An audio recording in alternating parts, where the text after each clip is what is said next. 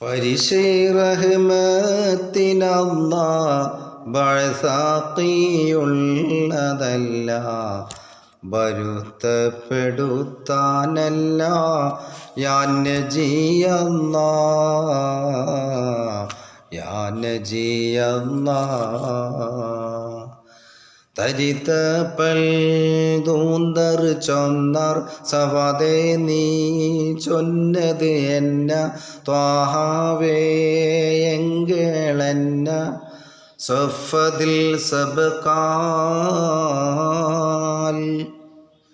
കത് ത്വാഹ ഉങ്ങളെത്തി ഖിദ്ഹാലേ ഉണ്ട് കുത്തി കവായത്ത് കൈമാശത്തിൽ ആകും എങ്കിലുമേ ഉദരമ്പല്ലാവരുത്തം ഉളവായത് നിമിത്തം ഉളഞ്ഞാനത് പൊരുത്തം ആക്കിടാം നബിയേ.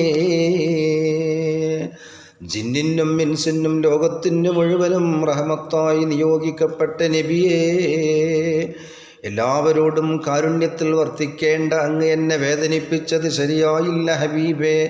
ഇതങ്ങ് കേൾക്കേണ്ട താമസം മഹാനായ ഉമറുൽ ഖത്താബിന് പോലും.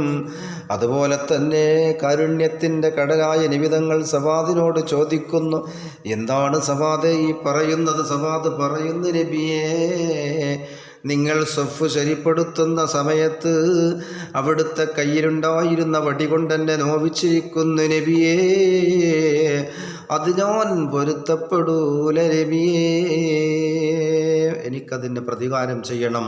ഇതൊക്കെ പറയുമ്പോൾ ഉമറിനെ പോലത്തെ സഹാബത്ത് ശ്വാസമടക്കി പിടിച്ചുകൊണ്ട് നോക്കി നിൽക്കുകയാണ്. എന്താണ് സവാദി പറയുന്നത്?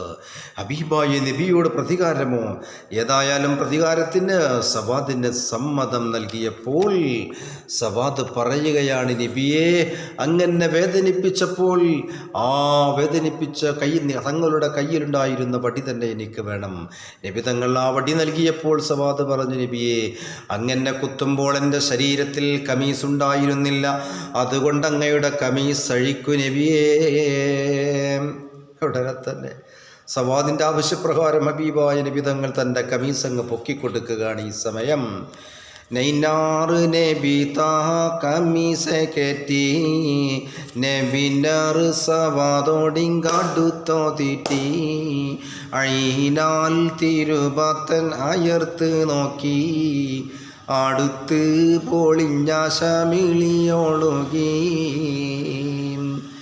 മൈമാൻ മാജുവാൽ മാലിർ കഞ്ചത്തേ മാധുപൂരണം കണ്ടേ പടിക്കാടുത്തേ കൈനൽ യദമാക്കി ഖിദ്ഹും ചാട്ടി കാതിരോൻ മാശങ്കുമ്മൈ പുടിത്ത് പൂട്ടി പൊരുളാൽ മുബത്തനോട് മുഖത്തെ ചേർത്തി പൊളിയും കടൽ നിഷ്കാൽ അണത്ത് മൊത്തി അരിപ്പൂ വലർന്നേതൻ അരിന്തും പോലെ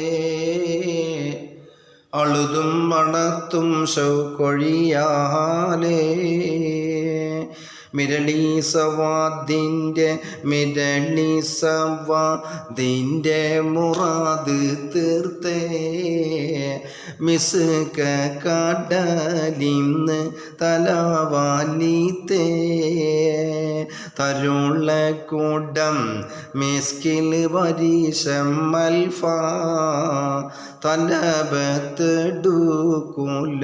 ബരായി ഒൽഫ. ഹബീബായ നബി തൻ്റെ ഷറഫാകപ്പെട്ട ശരീരത്തിൽ നിന്നും കമീസ് അങ്ങോട്ട് അഴിച്ചു മാറ്റിയപ്പോൾ മഹാനായ സവാദ് റളിയല്ലാഹു തആല തൻ്റെ കയ്യിലുണ്ടായിരുന്ന വടിയത താഴെയിട്ടുകൊണ്ട് അല്ലാഹുവിൻ്റെ റസൂലിനെ കെട്ടിപ്പിടിച്ചുകൊണ്ട് മുത്തിമണക്കുകയാണ്. ഏതുപോലെ പോലെ എന്നറിയുമോ? രാവിലെ മുതൽ വൈകുന്നേരം വരെ തേനുള്ള പുഷ്പം അന്വേഷിച്ച് നടക്കുന്ന വണ്ട് തേനുള്ള പൂവ് കാണാൻ കഴിയാതെ വിഷമിച്ച സമയത്ത് വൈകുന്നേരം വരെ പറന്നുകൊണ്ട് തേനില്ലാതെ ഒപ്പം വിശപ്പുമായി നിരാശയോടെ തിരിച്ചു കൂട്ടിലേക്ക് പറക്കാൻ നേരം സന്ധ്യാനേരം വരെ പറന്നിട്ട് തേനുള്ള ഒരു പൂവും കാണാതെ നിരാശയോടെ തിരിച്ചു പറക്കുമ്പോൾ ആ പറക്കുന്ന സമയത്ത് സന്ധ്യാനേരത്ത് നിറഞ്ഞ തേനുള്ള ഒരു പൂവ് ഈ വണ്ട് കണ്ടാൽ വിശപ്പുള്ള ക്ഷീണമുള്ള സമയത്ത് ആർത്തിയോടുകൂടെ പൂവിലേക്ക് വണ്ട് പാഞ്ഞെടുക്കുന്നത് പോലെ അരിപ്പൂ വളർന്നേ തേൻ അരിന്തും പോലെ അള്ളുതും മണത്തും കൊഴിയാലേ. അങ്ങനെ കമീസിനേക്ക് ഹബീബായ നബി സല്ലല്ലാഹു അലൈഹി വസല്ലം തങ്ങളെ മുത്തിമണക്കുകയാണ്. ഒപ്പം കണ്ണുനീർത്തുള്ളികളും അടർന്നു വീഴുകയാണ്. അല്ലാഹുവിൻ്റെ റസൂലിൻ്റെ ശരീരത്തിൽ മുത്തിമണത്ത കാരണത്താൽ സവാദിൻ്റെ ശരീരവും അതുപോലെ തന്നെ മുഖവുമൊക്കെ തിളങ്ങുകയാണ്. 1000 വർഷം അത്തറിൻ്റെ കുടത്തിൽ തലമുക്കിയെടുത്താലും ഇത്ര സ്മെല്ലുണ്ടാകുന്നതല്ല. അത്രക്കും നല്ല മണം സവാദിൻ്റെ ശരീരത്തിൽ നിന്നും അടിച്ചു വീശുന്നു. ഏതായാലും അല്ലാഹുവിൻ്റെ റസൂല് പറയുകയാണ് സവാദിനോട്, എന്ത് മണവസ്തു പൂശാതെപ്പോഴും മണമുണ്ട്. നബിക്കെന്ന അബൂ ഹുറൈറ പറയുന്നുണ്ട്, ഉൽപ്പണ്ടണയാദോറ് നബി മോളിന്താർ ഉള്ളേ ഖിസാസ് നീ എടുക്കാത്തെന്താ.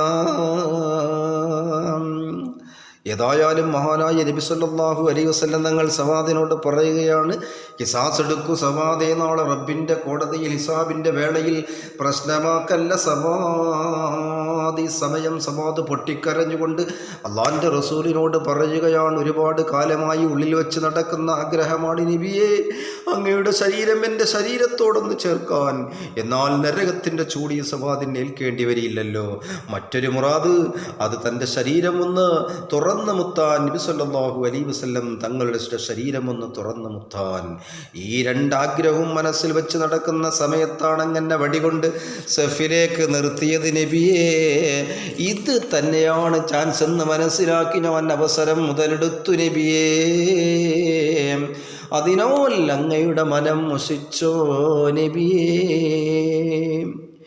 ഈ പാവപ്പെട്ട സവാദിനോട് ക്ഷമിച്ചാലും. ഇത് കേട്ട കാരുണ്യത്തിൻ്റെ പ്രവാചകൻ ഖൈറ് കൊണ്ട് സവാദിന് വേണ്ടി ദുആ ചെയ്യുക പോയി എന്ന് മാത്രമല്ല, ഏതായാലും നബിയും സഹാബത്തും ഒരു ഭാഗത്തും അബുൽ ഹക്കം അഥവാ അബൂജാഹിലും സൈന്യവും മറുഭാഗത്തുമായി ബദറിൽ എന്തിനും തയ്യാറായി നിലയുറപ്പിച്ചിരിക്കുകയാണ്. എന്ത് സംഭവിക്കുമെന്നറിയണ്ടേ അടുത്ത എപ്പിസോഡിൽ.